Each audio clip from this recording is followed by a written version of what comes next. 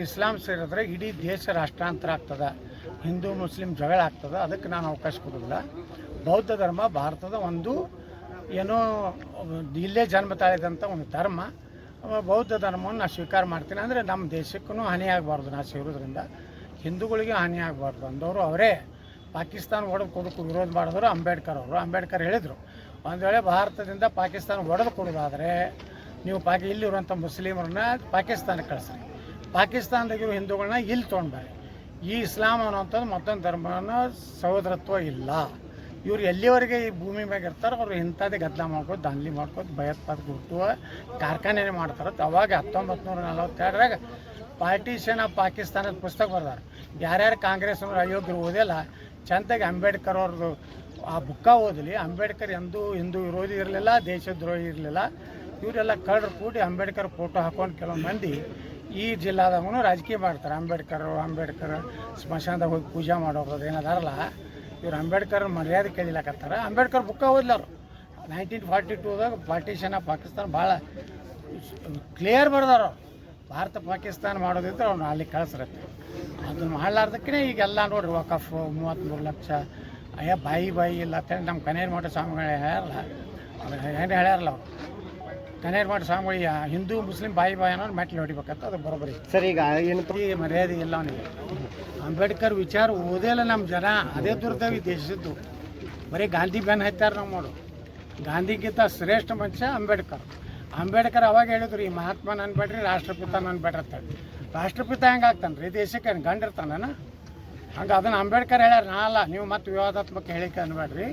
ಅಂಬೇಡ್ಕರ್ ಪುಸ್ತಕ ನೀವು ಚಾನಲ್ದಾಗ ಓದ್ರಿ. ನೋಡ್ರಿ, ಈಗ ಸಿದ್ದರಾಮಯ್ಯನವರು ಅಧಿಕಾರಕ್ಕೆ ಬಂದು 1.5 ವರ್ಷ ಆಯಿತು. ಅವರು ಎಷ್ಟೋ ಸಲ ಆಶ್ವಾಸನೆ ಕೊಟ್ಟರು ನಮ್ಗೆ.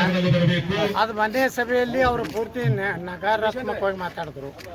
ಅದಕ್ಕೆ ನಮ್ಮ ಗುರುಗಳು ಮತ್ತು ಸಮಾಜದೆಲ್ಲ ಹಿರಿಯರು ಕೂಡಿ ಏನೋ ಅಧಿವೇಶನ ಬೆಳಗಾವಿ ನಡೀತದೆ, ಅಲ್ಲಿ ನಮ್ಮದು ಟ್ಯಾಕ್ಟ್ರು ತೊಗೊಂಡು ಪ್ರತಿಭಟನೆ ಮಾಡಬೇಕು. ಇಡೀ ಸದನ ನಡೀಲಾರ್ದಂಗೆ ನಾವು ಪ್ರತಿಭಟನೆ ಮಾಡ್ತೀವಿ. ಅಷ್ಟರೊಳಗೆ ಮುಖ್ಯಮಂತ್ರಿಗಳು ನಮ್ಮ ಗುರುಗಳನ್ನ ಎಲ್ಲರನ್ನ ಕರೆದು ಮಾತಾಡಿ ನಮ್ಮ ರಿಸರ್ವೇಷನ್ ಬಗ್ಗೆ ಏನು ಅನ್ನುವಂಥದ್ದು ನಿಲುವು ಸ್ಪಷ್ಟಪಡಿಸಿ ನೋಟಿಫಿಕೇಷನ್ ಮಾಡಿದ್ರೆ 9ನೇ ತಾರೀಕಿದ್ದು ಹೋರಾಟ ಸ್ಥಗಿತ ಆಗ್ತದೆ.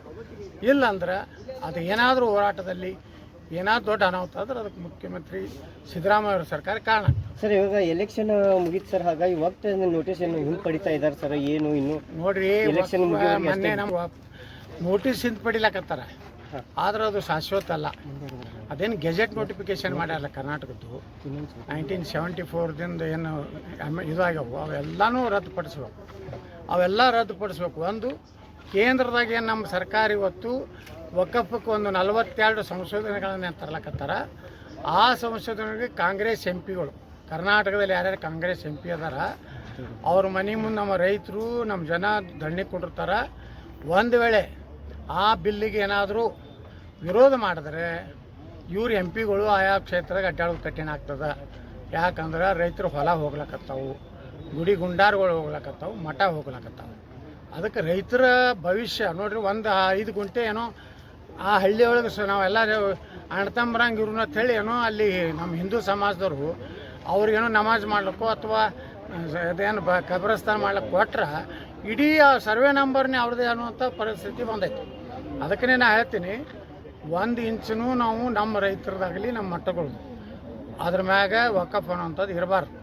ಅದು ರದ್ದು ಆಗ್ಬೇಕಾದ್ರೆ ಕಾಂಗ್ರೆಸ್ ಎಂ ಪಿಗಳು ಏನು ಕರ್ನಾಟಕದ ಇದ್ದಾರೆ ಅದ್ರ ಪರವಾಗಿ ಓಟ್ ಹಾಕ್ಬೇಕು. ಇಲ್ಕಂದ್ರೆ ಮುಂದಿನ ರೈತರು ಅವ್ರಿಗೆ ಬರೋಬ್ಬರಿ ಬುದ್ಧಿ ಕಲಿಸ್ತಾರೆ. ಸರ್, ಈಗ ಯಾಕಂದ್ರೆ ಎಲೆಕ್ಷನ್ ಬೇರೆ ಅದು ರಮೇಶ್ ಜಾರಕಿಹೊಳಿ ಕೇಳ್ರಿ ಸರ್. ಇವಾಗ ಏನಪ್ಪ ಇವರು ಇಸ್ಲಾಂ ಧರ್ಮಕ್ಕೆ ಸೇರ್ತಾ ಇದ್ರು ಅಂತಂದು ನಾಯಕರಿ ಅಂಬೇಡ್ಕರ್ ಬಗ್ಗೆ ಅಧ್ಯಯನ ಮಾಡಿಲ್ಲ ಅವ್ರು. ಬಾಬಾ ಸಾಹೇಬ್ ಅಂಬೇಡ್ಕರ್ ಅವ್ರಿಗೆ ಹೈದರಾಬಾದ್ ನಿಜಾಮ್ ಆಸೆ ಹಚ್ಚದ, ನೀವು ಇಸ್ಲಾಂ ಸೇರು ನಾ ಅರ್ಧ ಆಸ್ತಿ ಕೊಡ್ತೀನಿ ಅಂತ. ಬಾಬಾ ಸಾಹೇಬ್ ಅಂಬೇಡ್ಕರ್ ಅವ್ರು ಹೇಳಿದ್ರು, ನಾನು ಕೇವಲ ನನ್ನ ಕುಟುಂಬದ ಉದ್ಧಾರಕ್ಕಾಗಿ ನಾನು ಇಂಥ ಹೇಗೆ ಕೆಲಸ ಮಾಡೋದಿಲ್ಲ, ಇಸ್ಲಾಂನ ಸೇರಿದ್ರೂ ಸಹಿತ ಮತ್ತೆ ನಮ್ಮನ್ನು ದೂರ ಇಡ್ತಾರೆ, ನಮ್ಮ ಮತ್ತೆ ಅಸ್ಪೃಶ್ಯರಂಗೆ ಕಾಣ್ತಾರೆ, ದಲಿತರಂಗೆ ಕಾಣ್ತಾರೆ. ಅದಕ್ಕೆ ನಾನು ಇಸ್ಲಾಂ ಸೇರೋದಿಲ್ಲ ಅಂತ ಬಾಬಾ ಸಾಹೇಬರು ನಿಜಾಮ್ ಕೊಟ್ಟಂಥ ಆಹ್ವಾನವನ್ನು ತಿರಸ್ಕರಿಸಿ ಬೌದ್ಧ ಧರ್ಮವನ್ನು ಸೇರಿದ್ರು. ಬೌದ್ಧ ಧರ್ಮ ಯಾಕೆ ಸೇರಿದ್ರು ಅಂದರೆ ಇದು ನಮ್ಮ ಬಾಬಾ ಸಾಹೇಬ್ ಅಂಬೇಡ್ಕರ್ ಒಂದು ಏನು ನೀತಿ ಇತ್ತಂದ್ರೆ ಭಾರತದಲ್ಲಿ